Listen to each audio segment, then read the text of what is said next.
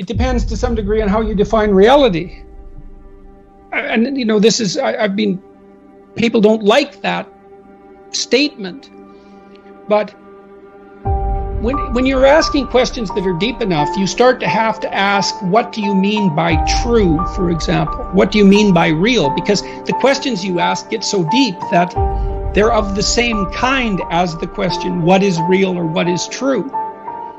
You know, think of it this way, reality is what we adapt to, by definition.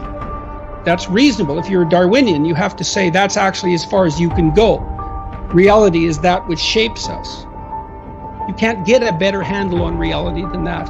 Well, when you make a picture of objective reality, it's not the same as that. It's a different picture. And it's not obvious which one should play trump. Now, the hero myth, as far as I can tell, is an evolutionary artifact. And that means that for human beings, that the hero image is the path of optimal adaptation. Does that reflect reality? Well, it does, insofar as reality has selected that. Well, does that mean that reality is a story? Because the hero myth is a story, or at least that's one of the things it is. Does it mean that reality has a narrative aspect? Well, it does, insofar as we act things out. Does that mean that reality is ultimately a story? Well, I don't know. But the answer isn't obviously no. Well, that took off in all sorts of directions, you know, and people made fun of it. It's like, well, you can make fun of 350 million years of evolutionary history if you want. You can put your social constructionism up against 350 million years of evolutionary history. Good luck to you. I didn't think it was like, and you know, the idea that I was trying to insist that because lobsters live in hierarchies, that hierarchies are the source of all moral value.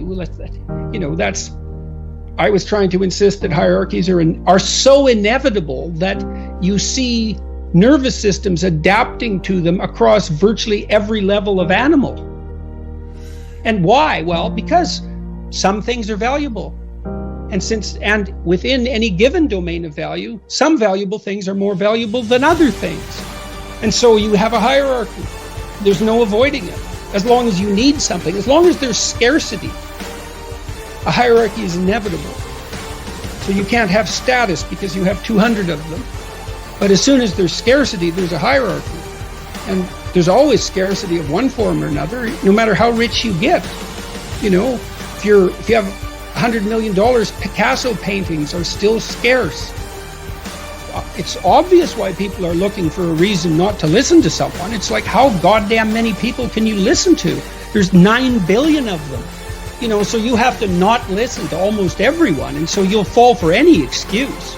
And sometimes that's not so good.